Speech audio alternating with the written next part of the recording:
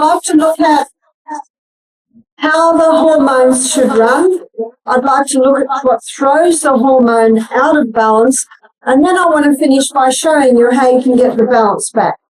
But before I begin, I'd like to begin by giving you a list of symptoms that a female would have if she had a hormonal imbalance.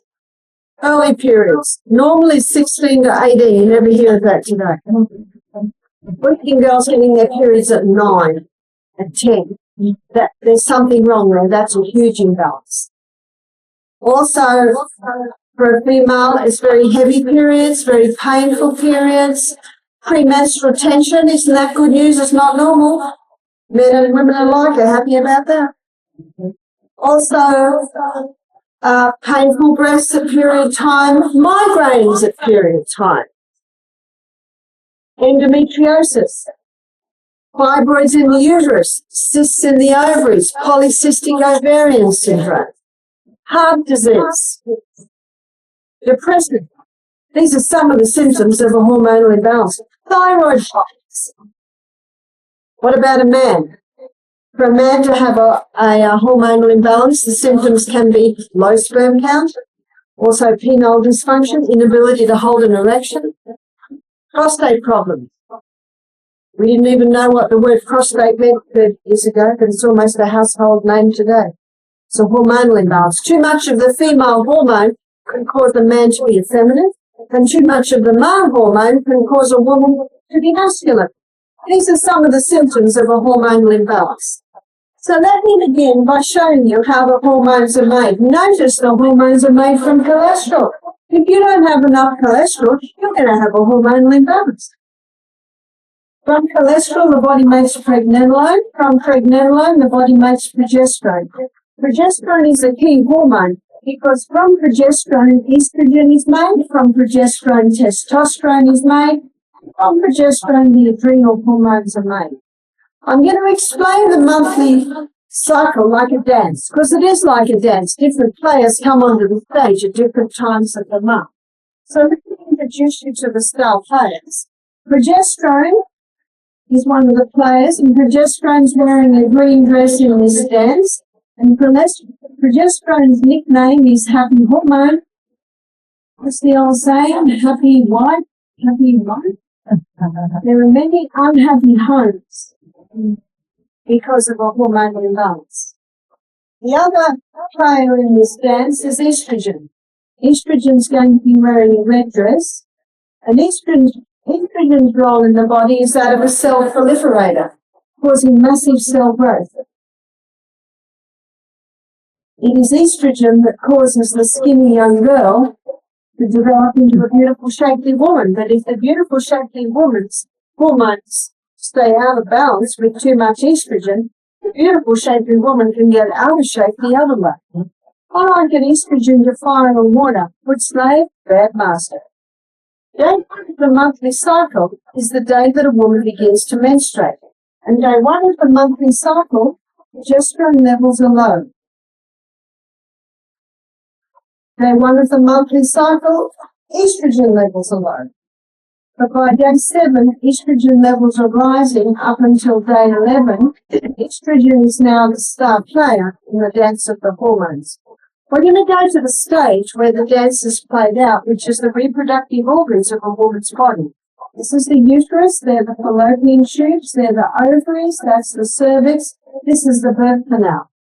At this time of the month, estrogen is causing massive cell growth in the lining of the uterus, causing the blood nest once again to be developed. Estrogen is also causing a form of lubricant to be released in the birth canal. Estrogen is also causing massive cell growth in the ovaries, causing an egg to develop. By day 14, a fully developed egg bursts forth from the ovaries. The filaments on the end of the fallopian tubes pull up the egg, and the egg starts to move up, up, up in the fallopian tubes. So those fallopian tubes, they're ever moving like this, causing that egg to move up. The hole where the egg bursts forth develops a blister, and that blister is called corpus luteum. I have written it in green because it's the main site of progesterone production in a woman's body. Can you see the importance of a woman ovulating every month? Because when she ovulates, corpus luteum is made. And when corpus luteum is made, it maintains progesterone levels. Progesterone is a key hormone. Not only because it's happy hormone, because progesterone balances all of the other hormones. So by day 14, progesterone levels are rising with the development of corpus luteum. By day 14, 15, estrogen levels are dropping because there is no need. So what effect does progesterone have? Progesterone has a ripening effect on the lining of the uterus, putting the finishing touches on the uterus. Progesterone also heightens a woman's mood at this time of the month, being happy hormone, to the point of increasing her sexual desire at this time of the month. Progesterone has another effect. Here is the cervix. Let me magnify it for you. Now the cervix has a mucus plug and two lips. Under the effect of progesterone at this time of the month, the mucus plug goes, the lips come up a little tighter, but something else is happening, and that is a special form of lubricant is released around the cervix. That lubricant is specifically designed to facilitate the entry of sperm up into the uterus. You can see that the stage is set for the entry of man.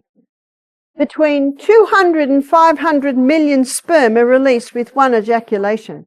And sometimes up to half of that comes back out. What's some big hormones? Why did the hot flushes stop? Because now the body thinks it's pregnant again.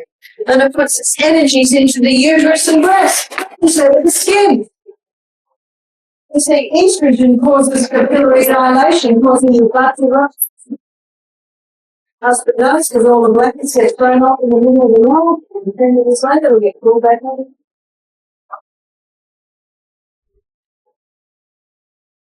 And so what the HRT does is to stop the flushes, but it doesn't stop the weight gain.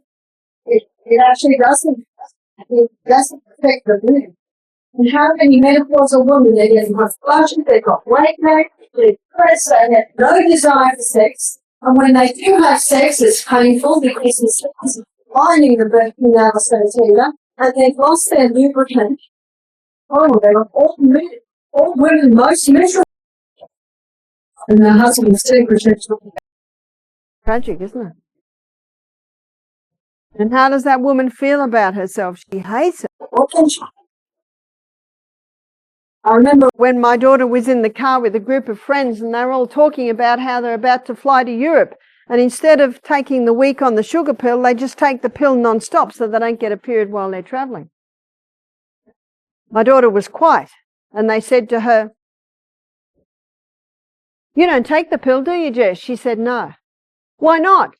"Well, it's being implemented today with breast cancer, cervical cancer." And one of the girls said, "Oh, I don't believe that." It was quiet. I said to Jess, "What do you think?" She said, "Well, it's like this with the pill. Buy now, pay later." Isn't that true?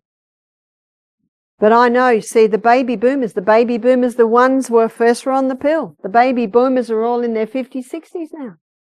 They're the ones having trouble going through menopause. Almost without exception, if a woman has not been on the pill, she cruises through menopause. Let's have a look at the baby boomers' daughters. They're the ones with endometriosis. They're the ones with polycystic ovarian syndrome, fibroids in the uterus, depression. Let's have a look at the baby boomer women's sons. They're the ones with low sperm count. They're the ones having penile dysfunction. How many couples can't have babies today? And it's not just the woman. Sometimes it's a bit the woman. Sometimes it's a bit the man. Sometimes it's either. But there are some women who've never been on the pill and they have an obvious hormonal imbalance. There's more. What causes a chicken to be fully developed in 5 weeks? Growth stimulants. They're not allowed to give growth stimulants anymore, so they've genetically modified the chickens to produce more estrogen. So what happens to the human being when they're eating that chicken and that egg? They're getting the stimulant. What about fish? Well, when you've got 80% of women on the pill or HRT and they're going to the toilet, the sewage goes out to sea, the fish are feeding on the sewage. They're finding a lot of fish today having reproductive problems. They're finding male fish with female tendencies, female fish with male tendencies. Wow, they're not the end of the food chain. Who's next? The human being that eats them. What about cattle? In Australia, it's against the law to give cattle growth stimulants. But one cattle farmer's wife told me that they knock on her door once a month, pushing the growth stimulants, and they tell you exactly when to stop the growth stimulants so it's not picked up in the blood test. Still in the tissues. We're going to show you how to make lentils taste fantastic. So if it's in the meat, it's in the product. Number 3, I've met people who've been vegetarians all their life, never been on the pill. There's more. Plastics. In the molecular structure of estrogen, there's a phenyl ring. And this phenyl ring unlocks the door to get the estrogen into the cell. Many plastics today contain phenyl. So these are some of the names you look for. Nonylphenol. And also that's in most plastics. If you can squeeze the plastic, it's got nonylphenol in it. The plastic bottles you have now, they're called BPA free, or the hard plastic. So BPA is your bisphenol A, and your bisphenol A is often lining tins. Notice both of these plastic chemicals have the phenyl ring. So someone can have a hormonal imbalance because of a large plastic exposure to plastics. That's why I say, if you know someone that's just had a baby, buy them some starch. You call them diapers, yeah? You go to Trader Joe's, place like that, you can get diapers made out of starch. And they can be put in the compost bin. They can actually be put in the fire. And also buy them a stainless steel bottle with a rubber teat. My daughter's got little ones and she buys rubber, you call them dummies or pacifiers. And buy them a wooden rattle. How many babies are sucking on plastic? If we think we've got a hormonal imbalance today, you wait another 10 years.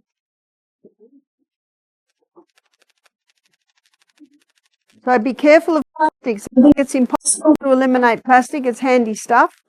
But just try to always drink out of glass or the hard plastic. And also store your food. Store your food in glass, stainless steel. There are 3 plastic fibres that you can buy. Those out of polyester, nylon and acrylic. So try to avoid polyester, nylon and acrylic. Ladies, you've got to really search out underwear. Many bras are made out of polyester, nylon. But you have a company in America, it's called Fruit of the Womb. Loom. Most. Fruit of the loom, and so you can get natural fibres. Viscose is made from wood pulp. Modal is made from wood pulp, and rayon is made from wood pulp. So there are some fibres that are man-made, but they're from wood pulp, so they're not toxic like acrylic and polyester and nylon. Herbicides, insecticides.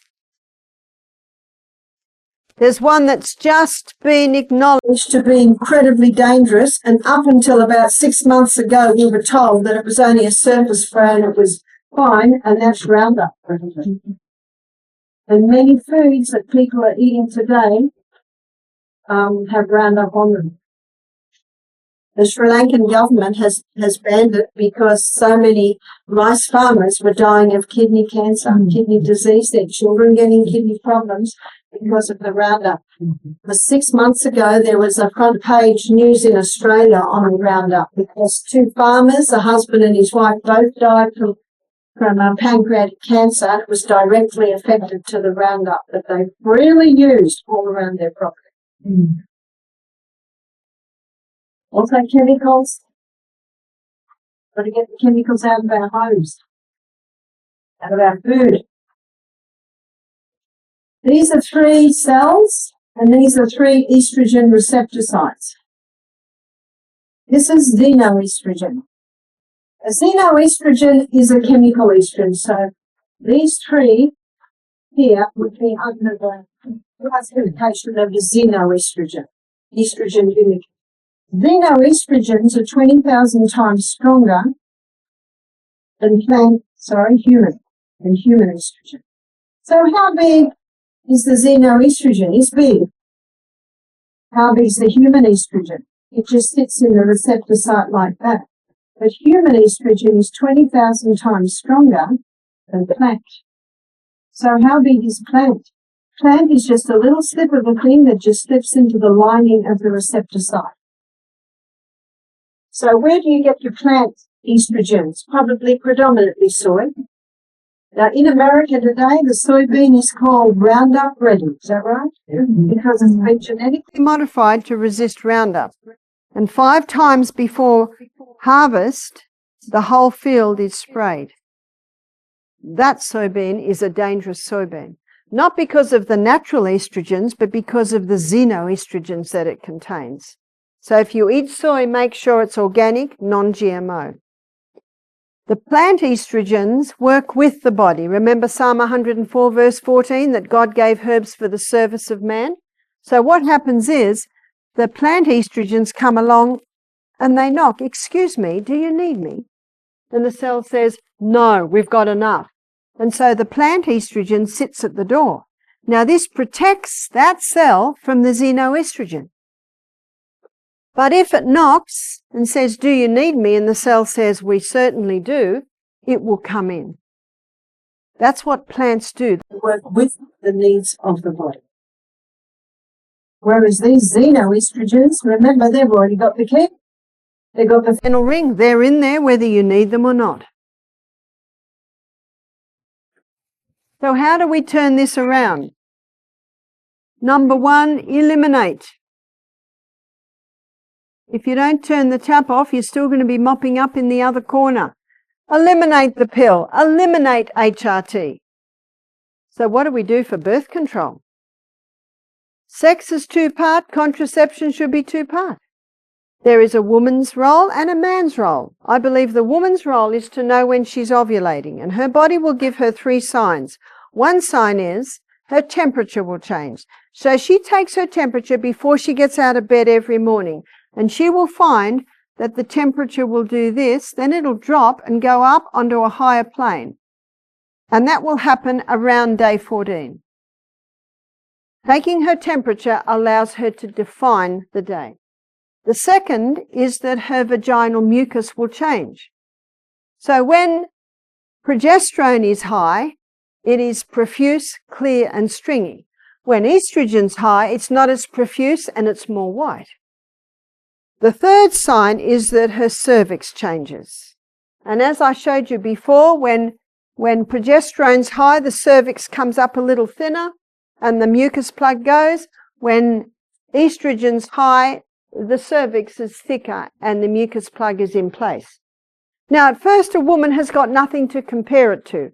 But as the days and the weeks and the months go by, she starts to see that her 3 signs will all come together, usually in this week here. So she says to her husband, I am safe, I am not safe, I am safe. And when she is not safe, he either masters the art of withdrawal or he uses a condom. I like the story of the Italian men. They pride themselves in not getting their women pregnant by mastering the art of withdrawal. I thought, how nice to see that the male is taking control, because often in society today, the woman has her tubes tied or the woman goes on the pill. But as you can see, it should be a 2-part. So eliminate the pill and HRT, eliminate meat and its products. If you like meat and its products, must be organic. It's really not safe to go any other way today. Take the plastic out and your exposure as much as possible. Go organic as much as possible. So that's turning the tap off. Number 2, The liver has the ability to detoxify us from environmental poisons and estrogen, and it will take the estrogen down one of two pathways. One pathway is the hydroxy 2 pathway, the other pathway is the hydroxy 16 pathway. If the liver takes the estrogen down hydroxy 2 pathway, it's out. That's the one we want. If it takes it down the hydroxy 16 pathway, it comes back in 100 times worse. We don't want this one. So I'm going to call it Highway 2 or Highway 16. And I'm going to make a list of different foods, of different herbs, of different vitamins that stimulate Highway 2 and inhibit Highway 16, the cabbage family. So it can be as simple as eating something from the cabbage family. I think I saw some Brussels sprouts in the garden. Very interesting, weird-looking plant. So Brussels sprouts, cabbage, cauliflower, broccoli, bok choy, kale, they're all considered from the cabbage family, and they stimulate Highway 2 and inhibit Highway 16. The cabbage family contain a plant chemical called indoles. And it's the indoles that encourage Highway 2 and discourage Highway 16. Vitamin B, 6, B9 and B12. Initially, a person may have to take a vitamin B supplement, but your raw nuts and seeds are high in your B vitamins. Licorice, I'm not referring to the candy licorice, but the root herb, and also flaxseed. Flaxseed contains a plant chemical called lignans, and these lignans stimulate Highway 2 and discourage Highway 16. Number 3, the Anna's Wild Yam Cream is a cream that contains diosgenin. And when you apply that cream to your skin, the skin picks up the diosgenin and it stimulates this pathway that your body uses to make progesterone. And when you burst progesterone, if your estrogen's high, it'll bring it down. If it's low, it'll bring it up. So boosting progesterone will automatically balance all your other hormones. That's how it works. In America, you can buy progesterone cream. And if a woman has a severe hormonal imbalance, that progesterone cream might play a role initially. But eventually she will need to go over here.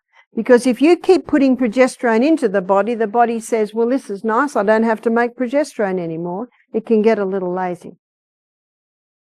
Every year when I come to America, I meet women who've been on the progesterone and they've been on it for years and it's not doing it anymore. They go over to the Annas and they start to get results. Can you see the difference? What the Annas does, it contains diosgenin. It does not contain any hormones. It does not contain progesterone. But that plant chemical taken up by the fat cells stimulates the pathway that the body uses to make its own progesterone. There is no toxic dose of progesterone.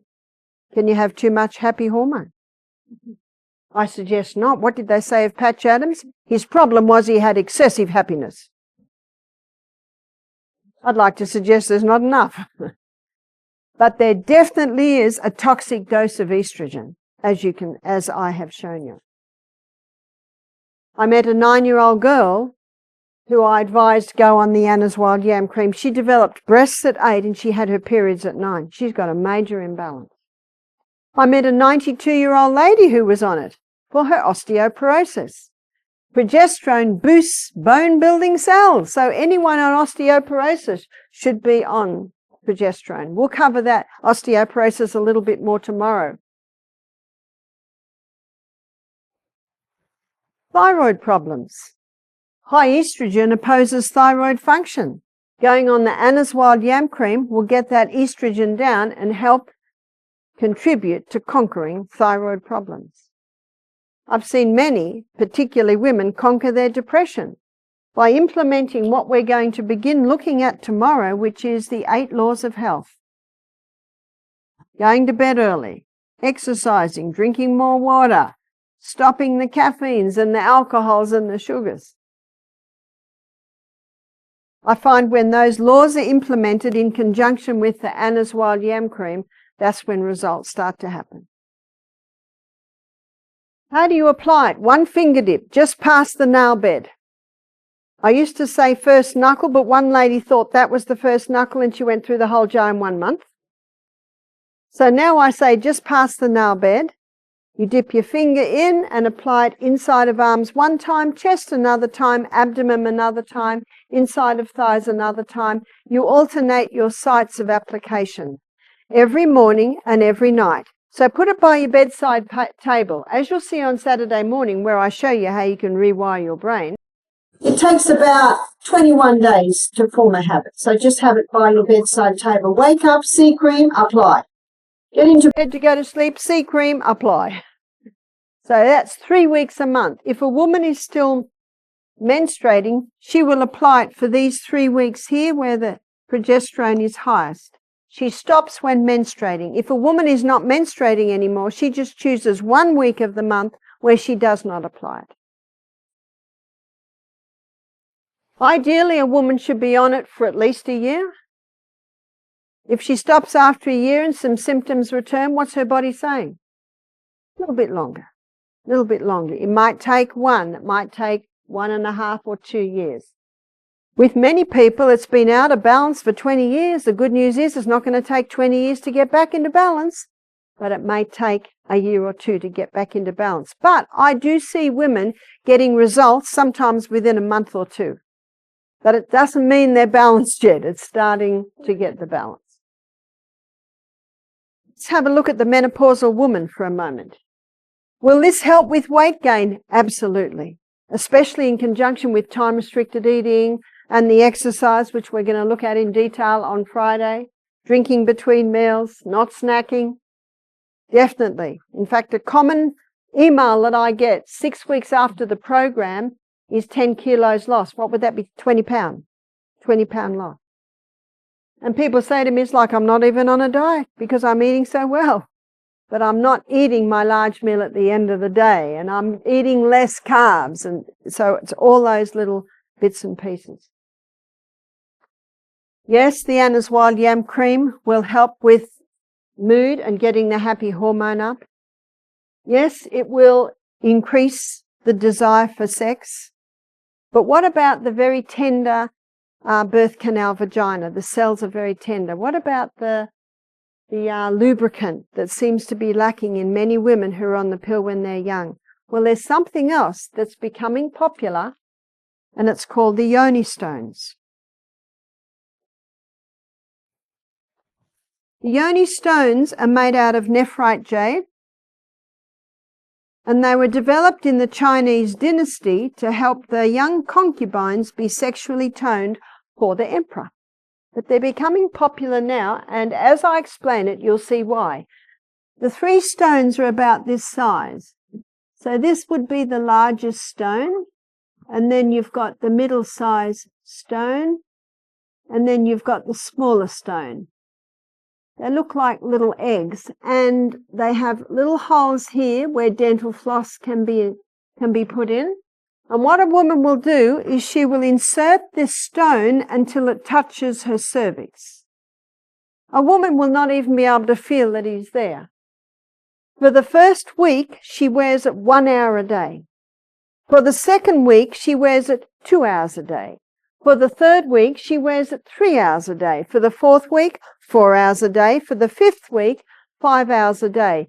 Then for the next 6 months, she wears it 5 hours a day. By now, her pelvic girdle is strong, and she can now go to the middle-sized stone, and she will start wearing that for 5-6 hours a day. She'll wear that for 6 months, and then she can go over to the smaller stone.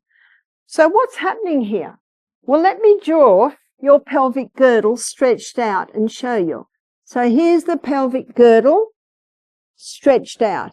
And there's your belly button, and there's your coccyx. So in a woman, there's the urethra, there's the vagina, and there's the anus.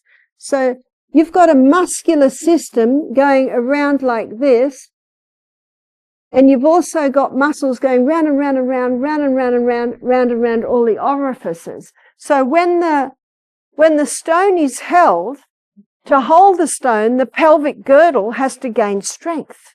So it strengthens the pelvic girdle. Now, the results that women are giving me feedback on is that sex is no longer painful. Because the pelvic girdle is strong, more blood's going to the area, which is feeding the cells, nourishing the cells, and they're no longer so tender. I have had quite a few women tell me that the lubricant has returned. As the pelvic girdle gets strong, more blood to the area, the glands that make the lubricant are now making the lubricant. About a man, obviously the men cannot wear the only stones, but what about with the yam cream? Can a man apply the yam cream? Yes, he can. Why would a man apply the yam cream? He applies it twice a day and has no break because men are not cyclic like women are. So he just applies a little bit every morning and every night. So these are some of the feedback I'm getting from men. One man said, "This stuff just puts lead in my pencil." I had a couple say to me, "We stopped having sex in our late 50s because my husband was struggling with penile dysfunction." And she said, and it was too painful for me. She said, "We're now in our mid-60s and enjoying sex again. It has helped my husband," and she said, "it is no longer painful for me." What I'm also finding is it's remedying prolapses. You would be shocked at the amount of women, even in their 50s, who are having prolapses. You talk to anyone who works in aged care, nearly every woman in their 80s has prolapse. But actually there's a lady out in the garden and she's squatting and gardening all day. She doesn't have a prolapse because that squatting does strengthen, and the Pilates type exercises strengthen, and the rebounder strengthens, and this particularly targets that area to strengthen it. My daughter Jessica had a home birth 8 years ago, and her midwife, who was in her 50s, said to her that she had a uterine prolapse. This is where the uterus just about comes to the opening of the vagina. Very uncomfortable. She went to the doctor and he said he could sew it up with mesh. You've heard about the mesh? I've met some people and the mesh is doing fine, but I've met other people and the mesh is causing a lot of problems. Is the problem the mesh? No. The doctor has to use mesh because the cells are so weak, he's got nothing to sew together. What's the problem? The problem is education. We should be exercising as much as the teenagers. You see, muscle knows no age. Whether you're 9 or 90, you can have strong muscles. So my daughter's midwife didn't like the sound of the operation and the mesh, so she Googled prolapse and she discovered Yoni stones. And she started to wear the Yoni stone. After 3 months, she went back to the doctor. He said, "I don't know what's going on here, but you don't need an operation anymore." All she did was strengthen her pelvic girdle, which pulled up the uterus. You see, we're always fighting gravity, isn't that right? And as you'll see in my exercise lecture, there's only one way to gain strength, and that is defy gravity. A friend of mine had twin girls 15 years ago, and both babies were 6 pounds. That's a lot of weight. And ever after the birth, if she coughed or laughed or sneezed, she'd lose a little urine. She heard about the Yoni stones. She started to wear them. After 3 months, she could cough, laugh, and she would not lose any urine. So these also help incontinence. That's why I wanted to draw the pelvic girdle for you of a woman, because when you hold that stone, you strengthen all of these muscles. So that helps with the incontinence of the bowel. It helps with incontinence of the urethra. It helps that whole area by just strengthening the pelvic girdle muscles. That's what it does. So you can see why they're becoming popular.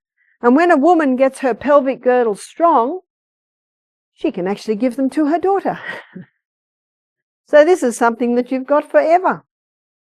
After a woman wears it, all she does is wash it with a little soap and water, often comes in a little velvet bag and puts it back into her bag.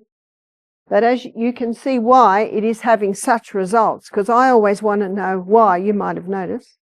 And it's because that's what it does. When those muscles are holding that stone, they're getting very, very strong. A 75-year-old lady came to me and she said, Barbara, I've ordered the Yoni stones and I put the largest one in and it just fell straight out. Now what's that? That's no muscle tone at all. None. So what can she do? She can get on the rebounder and she can bounce. And if she gets on the rebounder 3-5 minutes, 3 times a day, it'll strengthen that pelvic girdle. So maybe if she's diligent, after maybe a month or 2, she will be able to start holding that stone and wearing that stone. If you have a look at the training program that the athletes go through coming up to the Olympic Games, it's intensive.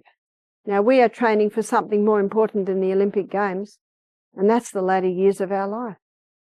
I want to enjoy my latter years. So you got to start training, into training. Exercise every day. You've got to do what suits you, and you've got to move up to it little by little by little and strengthen those muscles. Remember, muscle knows no age. Whether you're 9 or 90, you can have strong muscles. I have long plane flights, 17 hours from Sydney to Dallas. So I often watch a few documentaries to pass the time. I watched a documentary on 90-year-old athletes. 90.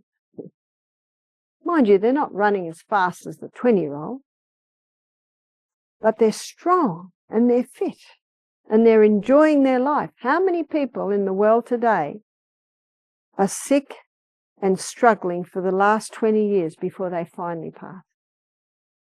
I want my daughter Jessica, or Emma, whoever I'm with. Maybe I'm 99 like my grandmother was.